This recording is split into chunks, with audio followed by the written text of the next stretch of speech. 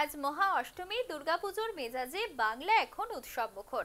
আজ সকাল থেকে রীতিনীতি মেনে শুরু হয়েছে অষ্টমীর পুজো এবং মণ্ডপে মণ্ডপে পুষ্পাঞ্জলিও দিতে দেখা গেল অনেককে। পাশাপাশি আজ রয়েছে সন্ধি পুজো এবং অষ্টমী ও নবমীর সন্ধিক্ষণে হয় এই সন্ধি পুজো। আমরা সরাসরি এবার চলে যাব বনগাঁয়। বনগাঁ থেকে রয়েছে আমাদের প্রতিনিধি প্রথম পাল। প্রথমেই তোমাকে জানাই মহা অষ্টমীর শুভেচ্ছা। তুমি এখন যেখানে রয়েছো সেখানের ছবিটা বলো।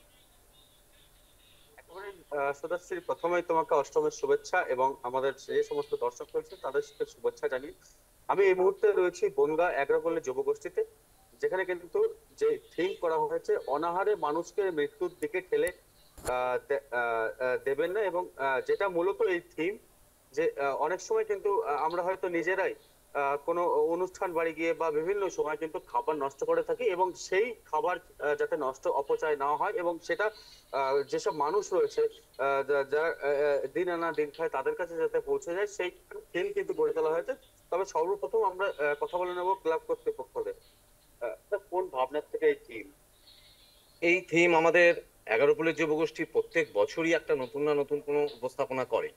এবছর আমরা ভাবনা চিন্তা করে দেখেছি যে গ্লোবাল হাঙ্গার ইন্ডেক্স, যেটা আমরা পর্যবেক্ষণ করলে দেখতে পাই ভারতবর্ষের স্থান প্রায় 105 নম্বরে 127টা দেশের মধ্যে। খুব সিরিয়াস ম্যাটার এটা। তার জন্য আমরা ভাবনা চিন্তা করলাম যে মোটামুটি এইভাবে একটা থিম করা যাক, যেটা মানুষের মধ্যে একটা সচেতনতা গড়ে নেওয়া যাবে।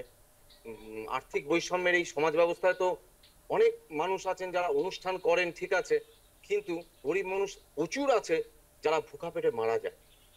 তাদের কাছে যদি আমার উদ্বৃত্ত খাবারটুকু বা আমাদের উদ্বৃত্ত খাবারটুকু যদি কোনোভাবে পৌঁছে দেওয়া যায়, তারা ভরা পেট অন্তত সুস্থভাবে একটু থাকতে পারবে। এরকম ভাবনা চিন্তা করে আমরা মানুষের মধ্যে এই বার্তাটা দিতে চাইছিলাম যে মানুষও এগিয়ে আসুক। এইভাবে প্রত্যেকটা মানুষ তাদের বাড়ির অনুষ্ঠান হোক, আশপাশের অনুষ্ঠান হোক, যেখানে অনুষ্ঠান হোক, তাদের যদি কিছু উদ্বৃত্ত খাবার বেঁচে যায়, যেন অর্ধপেট না খেতে পাওয়া মানুষদের মধ্যে যেন সেই খাবারটুকু পৌঁছে দেওয়া যায়। এটা আমাদের বার্তা। কবি সুকান্ত ভট্টাচার্যের সে বিখ্যাত কবিতা, প্রায় 80 বছর আগে লেখা, 1947 সালে সম্ভবত, ক্ষুধার রাজ্যে পৃথিবী গদ্যময়, পূর্ণিমার চাঁদ যেন ঝলসানো রুটির মতো।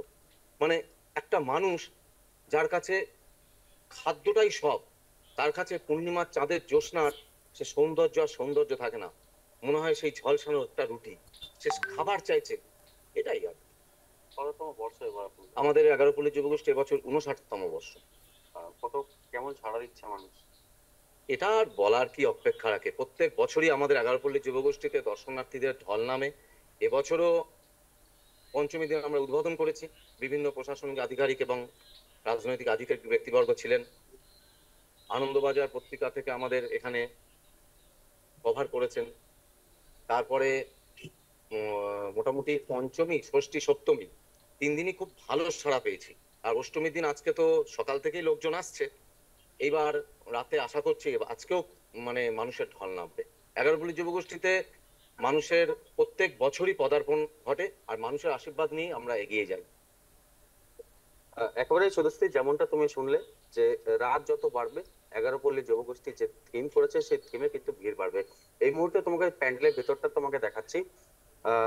যেভাবে লেখা রয়েছে, খাদ্য না ফেলে ক্ষুধার্ত কে দান করুন, এবং এইটাই কিন্তু তারা 11 পল্লী যুবগোষ্ঠী তারা বার্তা দিতে চাইছেন যে আমরা যেভাবে খাবার অপচয় করি সেই খাবার যদি অপচয় না করে একটা ফুড ব্যাংক যদি তৈরি করা যায়, এবং যেসব মানুষরা না খেতে পেয়ে এখনো অব্দি ঘুরছেন, হয়তো আমরা এই পুজোর মধ্যে অনেক সুন্দর জামা কাপড় পরে হয়তো এই পুজোয় আনন্দ করছি, বিভিন্ন প্রতিমা দেখছি, তবে এখনো কিন্তু বহু মানুষ রয়েছে তারা কিন্তু একবেলাও হয়তো খেতে পান না। সেই সব মানুষের কাছে যাতে এই খাবারগুলো পৌঁছায়, এটাই কিন্তু তাদের এই পূজা মণ্ডপের মধ্যে কিন্তু তুলে ধরা হয়েছে। এবং তোমাকে সামনেই দেখাবো যে বিশেষত দেখো, সামনে কিন্তু বিয়ে বাড়িতে কনে বা বর বসার যে চেয়ার, সে চেয়ার কিন্তু রাখা রয়েছে, এবং তার সামনে একাধিক প্লেট ছড়ানো ছিটানো রয়েছে। এখানে কিন্তু বার্তা দেওয়া হচ্ছে বিয়ে বাড়ি থেকে শুরু করে যে কোনো অনুষ্ঠান বাড়ি কিন্তু এই খাবার কিন্তু অপচয় হয়। এবং তোমাকে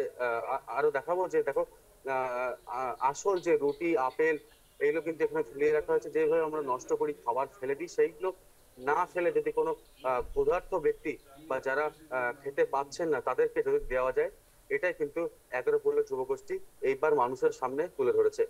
শুধু একদমই প্রথম তুমি যদি মাতৃ প্রতিমা দর্শন করাও আমাদের।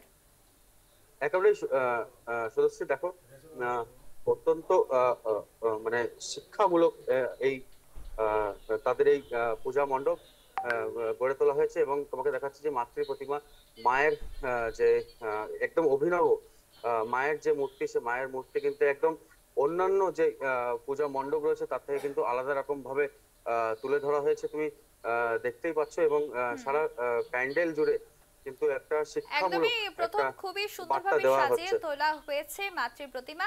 অনেক ধন্যবাদ তোমাকে, আবারও পরবর্তীতে তোমার সঙ্গে যোগাযোগ করব।